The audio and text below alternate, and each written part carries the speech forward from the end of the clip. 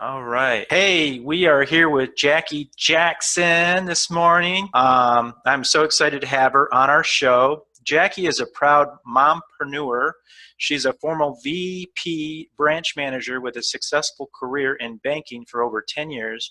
Jackie is a mom of two who decided to break out of the traditional world of financing and tradition to a full-time real estate investor, making and saving money for people across the country. In her spare time, Jackie is a weekend warrior serving her country as a commissioned officer in the U.S. Army Reserves. Well, Jackie, I want to thank you right out of the gate for your service. That is awesome.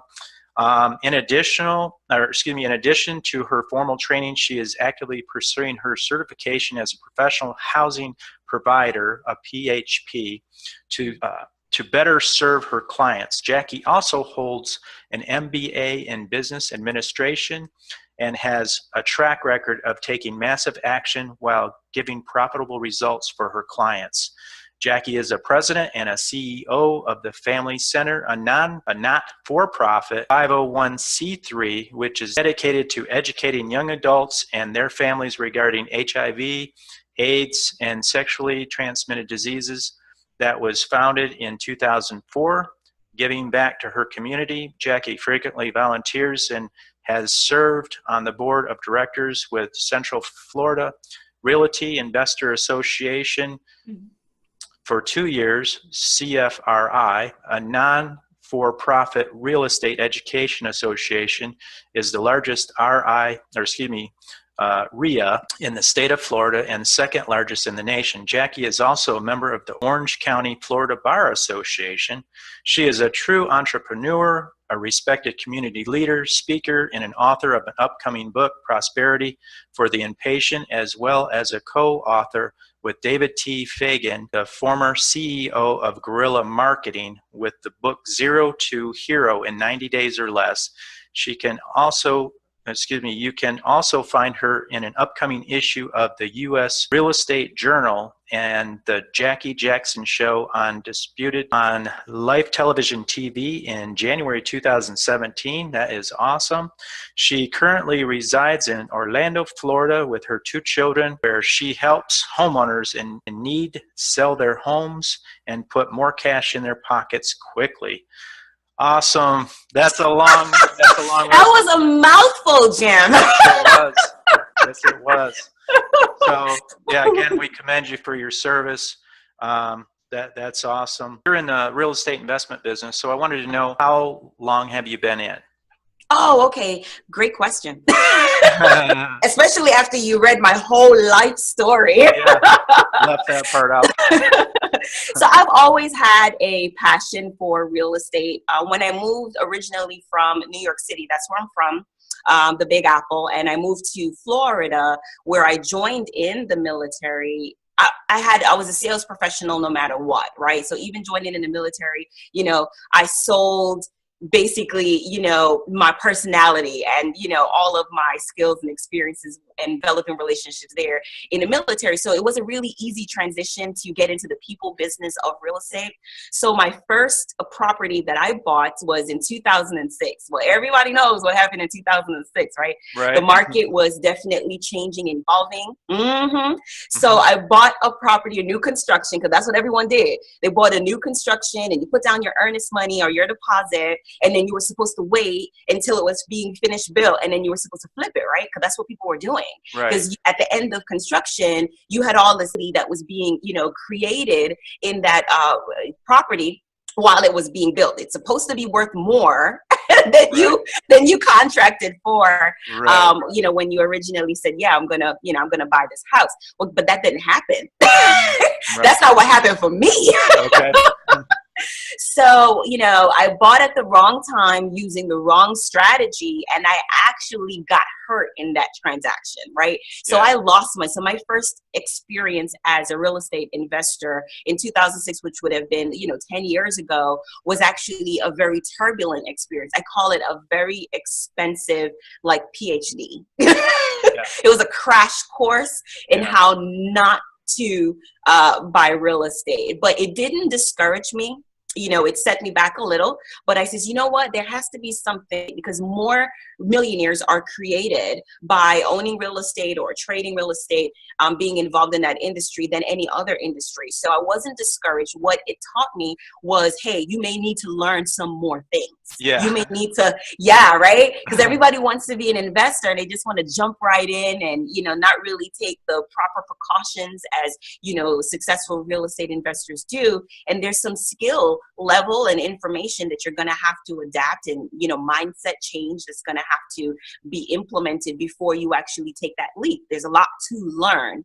So what I did is I went back to the drawing board and I started reading more books and educating myself about the different acquisition strategies and exit strategies. And then one day, I was already out of the military at this time. So now I'm the, VP branch manager. I went into finance. So I'm a banker. And one day I met one of my clients, customers at the branch that I worked at. Trust document. So for those who don't know, land trust is an instrument that can be used as real estate investors do use it to maintain anonymity when you're purchasing property. So I had read about this instrument in my self-taught, lessons from reading different books, and I just I slammed my notary stamp down on the table, and I was like, "What do you do? I know what you do. You better teach me what you do right now." And he just laughed, and he was so tickled because, a lot of times people may see information and just out of fear, they may not inquire or anything, but I was going to be darned if I let this gentleman walk out of my, space in my life without pointing me in the right direction, because I had information but didn't know how to. At that moment, he smiled and he laughed, and he saw, my tenacity and, my desire to learn more and my eagerness. And he says, you know what? I'm going to introduce you to someone. And I was like, great. And he says, well, what are you doing next week, Wednesday? And he says, no, this is not a date. What are you doing next week, Wednesday? And I says, okay, well, I could make time for you. I have kids. I have stuff that I do after work, but, I want to know. So he says, I'm going to invite you to our local real estate investment association here in Orlando. Have you ever heard of them? And I said, no, I didn't know. I didn't even know that existed. So he was like, yeah, I'm going to take you down there. And then when you're there, you can, ask all the questions, network, find out, what they're all about. And then you can decide if you'd like to join. So sure enough, I went with him, and he introduced me to the former president at that time. And she and I hit it off really, really well. And I did join. The association. And that's really where the pivot point came. Okay. For me as an investor, by surrounding myself with other successful investors. And that's where I developed my skills, the information, resources, and I was able to begin to take classes. And that's how my career started as a real estate investor. Awesome. Yes. Okay. All right. What is your ideal property? What are you looking for in a property? As real estate investors go, a lot of real estate investors, they buy different ways. They may buy to fix and flip. They may buy and hold. So your plan of what an ideal property is and how you go about locating it. Absolutely, Jim. And I'm actually asked that question quite frequently. What is your niche? What do you specialize in? And I actually consider myself a transaction engineer. Okay. All right. So starting out, a lot of investors may want to specialize in one particular niche, which is fine. They may just want to master that particular strategy before learning other strategies. Well, I took a different approach, and that approach was engraved in me by my mentor that I got at the Real Estate Investment Association. Okay. And that mentor is, his name is Augie Bilot. Big plug for Augie, but he's a cool guy anyway. There you go. So, he teaches his students to become a transaction engineer. So what that really means is there shouldn't be anything or a deal that you walk away from. Okay. If you have in-depth knowledge about multiple different strategies and piece them together to find opportunity where others do not. So for example, if you consider yourself a wholesaler, well, wholesalers, you have to really only focus on opportunities that are presented that provide very, very deep discounts, right? Because you have to buy at a specific price point in order to leave enough equity in that property that it would be attractive to your end buyer, whoever it is that's going to buy that property. Well, what happens if you are presented with an opportunity that doesn't have any equity at all, right? How do you make money? Are you just going to say, oh man, I can't wholesale that. They are over, leveraged. They owe too much money on their house. So that's not a deal for me. And you know what? That just didn't sit well, because my goal was to help as many homeowners as possible. And the more I marketed myself and the more I told people about what it is that I was doing, the more stories and the more people started to open up and say, I really want to sell this house. I've been trying to sell it for so long, but nobody can help me. And if I only limited myself to being a wholesaler or, any other niche, then there would be so many people that I would walk away from and could not help. And that's the reason why I decided that I really wanted to focus on becoming a transaction engineer. So I don't really have any one specific strategy that I stick to. I allow the opportunity to dictate what strategy or strategies I'm going to have to piece together in order to create a successful solution for that buyer or that seller. So I'm knowledgeable on wholesaling, subject to, which would be taking over the existing payments for that seller, lease options or options to buy. Let's see. There's so many more. I'm like, tax deeds, right? So, someone is, past due on their real estate taxes and they're facing an auction. If they're in foreclosure and, a list pending has already been filed, whether it's a judicial state or a non-judicial state, there's just so many different avenues of approach that could be taken. And that's my military, right? The avenues of approach, right? That's right. War talk now. So war strategies. That's right. So there's so many different avenues of approach as well as exit strategies that could be formulated to create a holistic package so that everybody wins in that situation. So for me, I have to have like a minimum of like 4 wins in my deals in order for me to feel like, man, I really, really helped make someone's life that much more easier. So a win for the seller, a win for the buyer, a win for myself, of course, as well as a win for, the contractors. I have to be able to give back in the community and create more opportunities for other business owners as well too. So that's important to me, supporting my local subcontractors and the local, supply stores, or whether it's a win for other nonprofit organizations that I may be donating furniture. Sometimes I have to clean out a property or gut it. And you're like, well, what do I do with this cabinet? It's still good. I don't need it for, my purpose, but maybe I can donate it to another charity like Habitat for the Humanity or Goodwill or Salvation Army, like or another veteran association that I can donate something to, so someone else can get like another use. So I mean, really, it's like 5. That's 5 wins. Did you count? Did you keep up with it? Yeah, that was 5 wins. That's right. That's a win all the way around, isn't it? That was a win all the way around. Yeah. So that's really how I approach. That's my thinking when I'm doing real estate. So it's not really about real estate. It's really about people and supporting people. It's a people business. Right. So what states do you primarily work in? Do you stay in your own backyard? I tend to, and it's only because, not because I'm scared. I ain't scared of nothing, right? So, I got my uniform on, and I have my combat training, so I'm not scared of anything. Right, I'm not. But my current systems really support me locally here in Florida.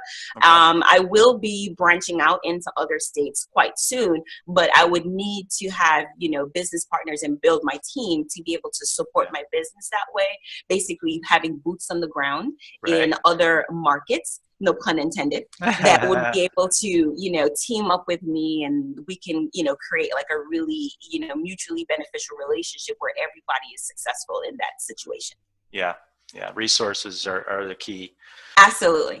Jackie, you say you're actively pursuing a certification as a professional housing provider to better serve your clients. Can you tell us a little bit about that, what it is, and how it's going to help? Absolutely. Well, so the PHP designation is not very common to most real estate professionals. So it actually is offered through the National Real Estate Investor Association, the National RIA. So my RIA is a chapter of the National RIA, CFRI. So I can take classes through my RIA, which are give me credit towards my PHP designation, professional housing provider.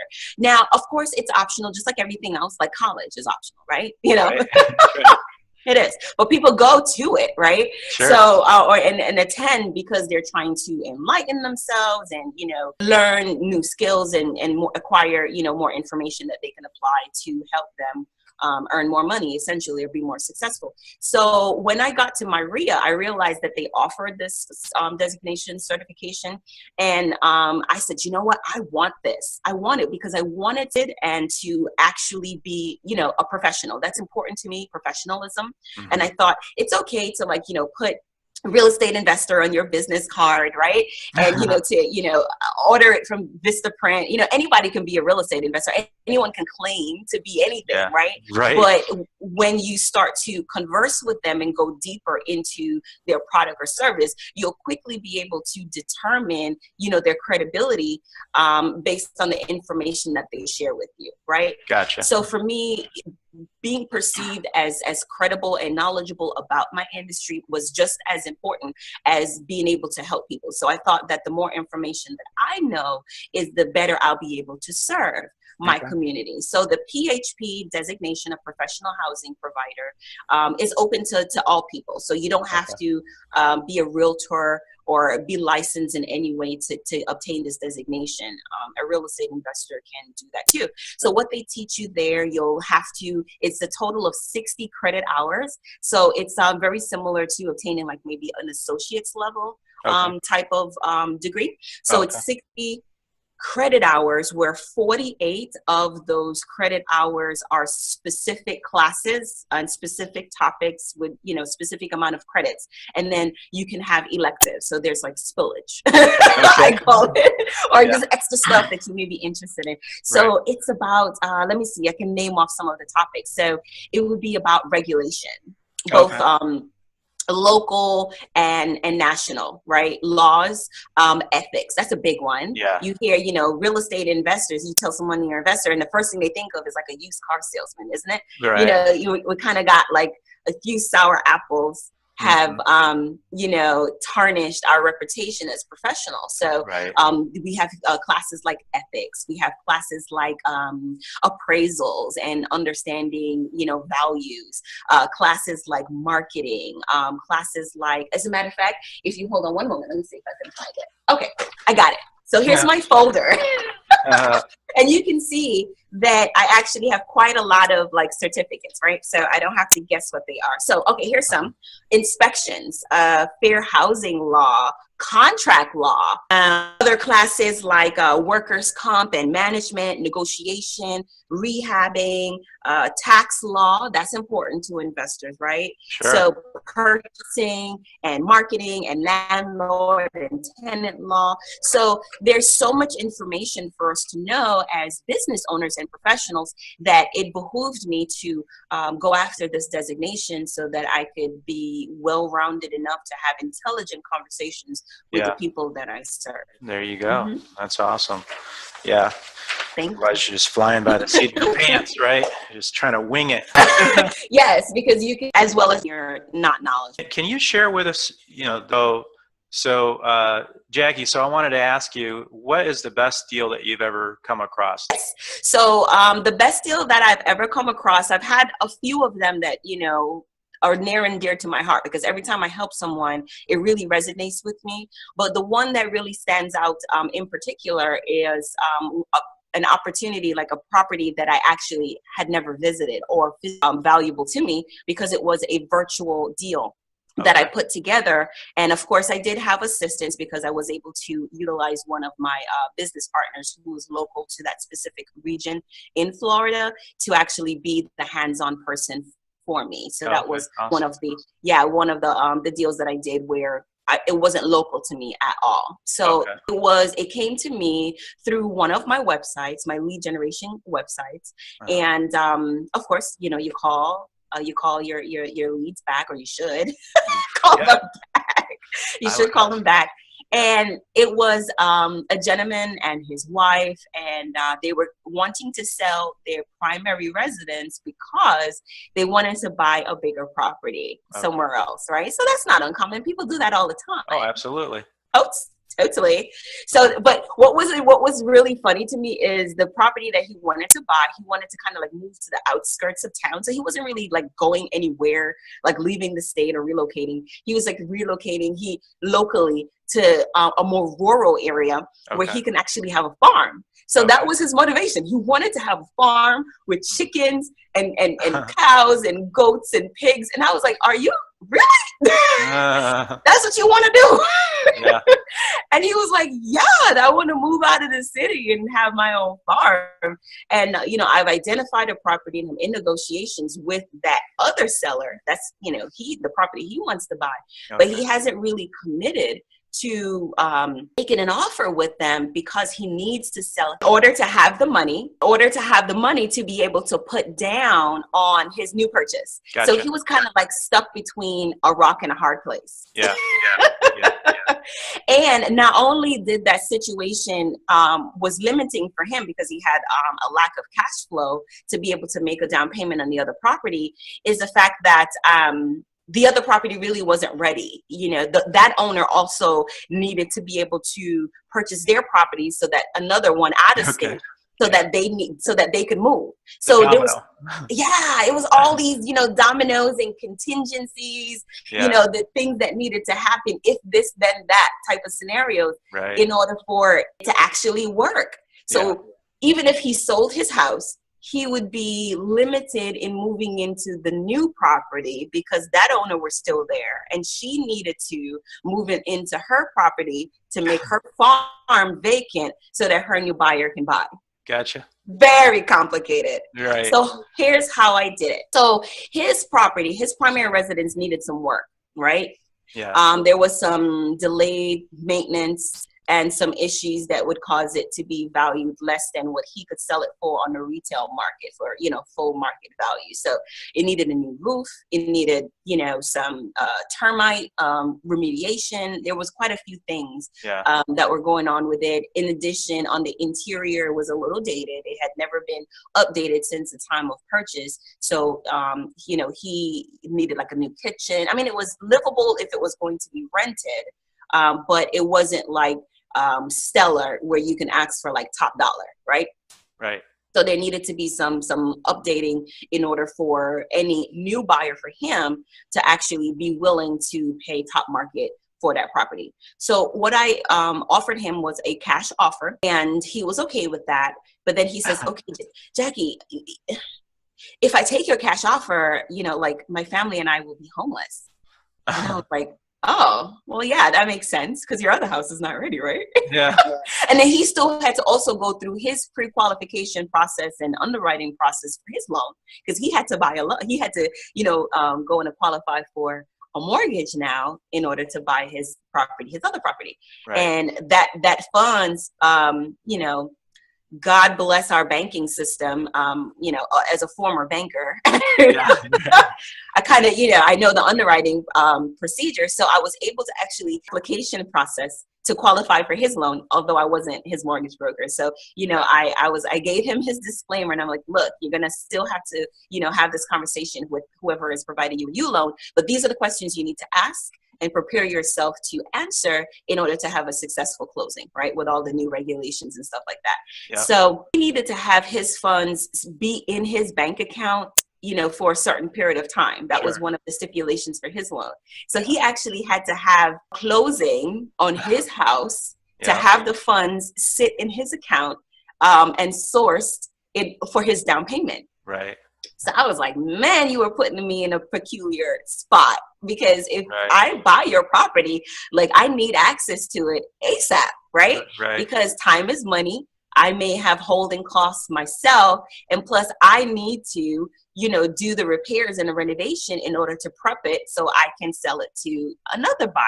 Right. Do you understand, the implications of that, right? Yeah. So he says, yes, I understand. And I was like, okay, so here's how I can help you. So we did actually close. I did close on it and I did purchase his property. But what I negotiated with him is that I will give you the amount of money that you need to have in your bank account to qualify for your mortgage, for your new mortgage that you need for your house. And what I will need you to do is take a seller held second. You're going to have to carry back a mortgage for the difference. Yeah. And that mortgage, what I negotiated with him is like 0% interest for 3 months, because I said, okay, we're going to give you for 3 months that you can live in the property for 3 months. But during that period of time, you're going to have to pay me rent. You become my tenant at that time. Right. So he paid me rent for the amount of time that he needed to stay in his house while he qualified for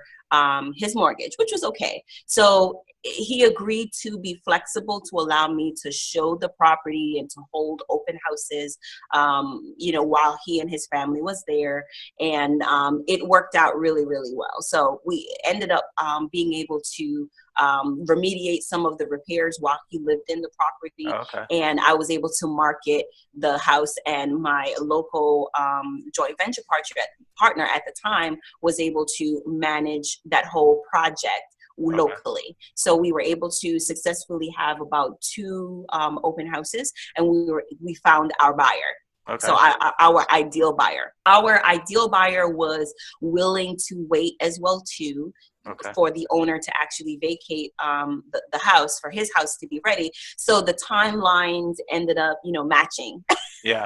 Or aligning, like all the stars and That's right. It's in the universe aligned, and it worked out, pretty well. So I was able to give my end buyers filter, a bonus for keeping their buyer engaged. Okay. And part of the transaction. But there were so many moving parts to that deal. Yeah. Is the reason why it, resonates with me, because so many people were happy at the end of it. Right. So my original sale was the catalyst to him having a successful qualification for the mortgage that he needed, because he was buying a much more expensive house than he had. So he needed, he wanted to do the whole 20% down thing. And, it was a big deal for him to be able to have the opportunity to afford the payment. So he needed a specific amount that would give him the right payment, because he was jumping up in his actual monthly budget.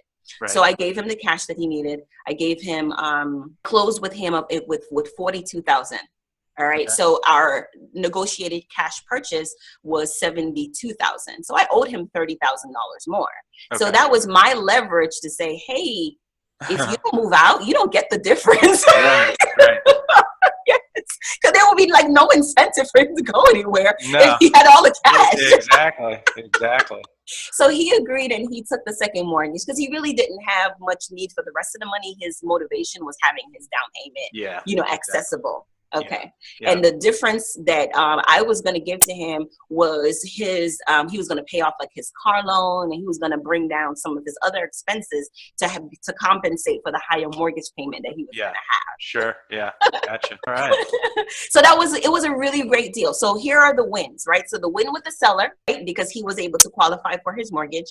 His family stayed put in the house, and he didn't have to go to a hotel and then pay absorbent, hotel daily costs. He just continued to live in his house.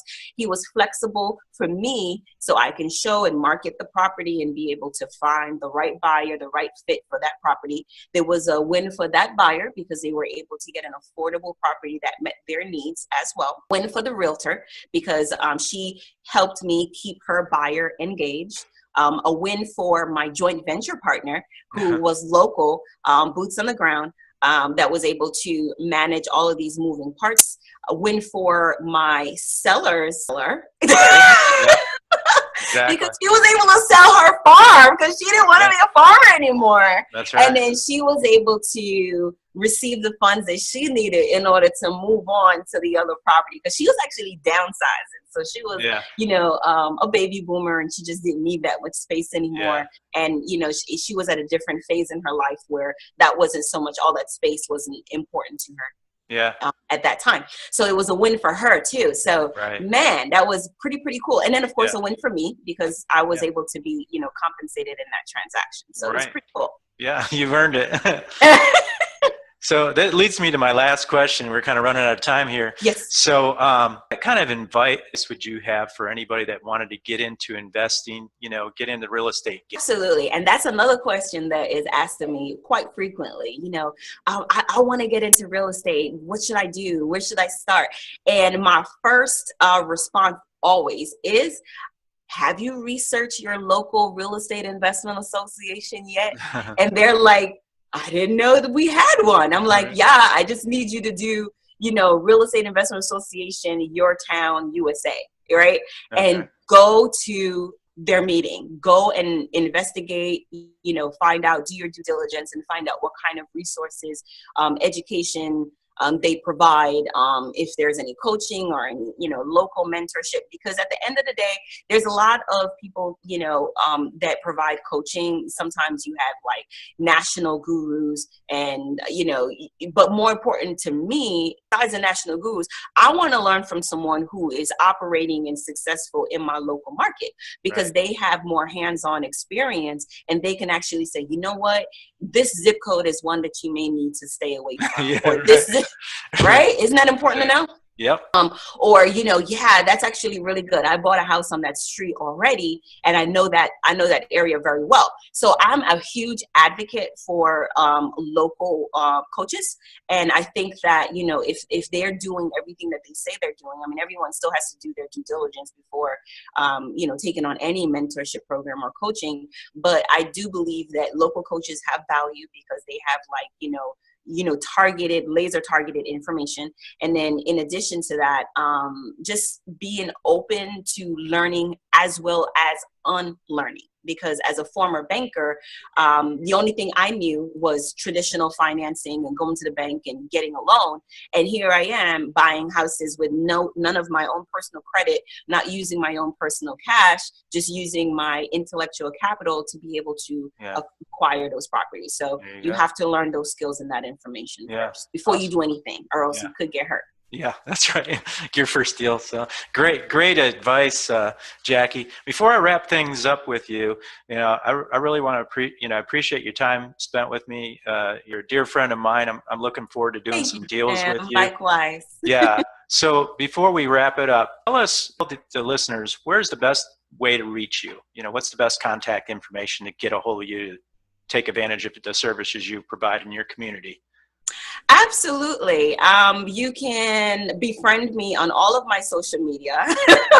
So JackieBuysHomes.com is my official website, and you can find more information and do your own due diligence about me, right? I encourage it highly. So JackieBuysHomes.com.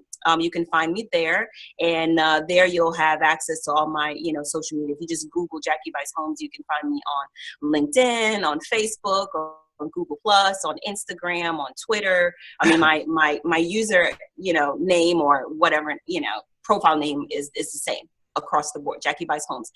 You can also contact me via email at Jackie Buys Homes. I mean, it's really easy. Yeah. Or you can actually give me a call if you're, one of those people that, like that, personal touch, and you want to hear my voice, which is pretty cool.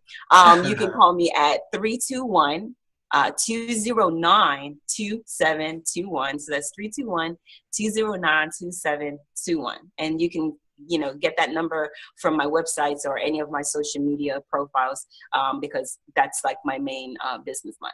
Awesome. Thank you, Tim. And I'll display this down below for the folks that are watching too. So much, Jim. Okay. I really appreciate the opportunity to have me. And thank you. Thank you.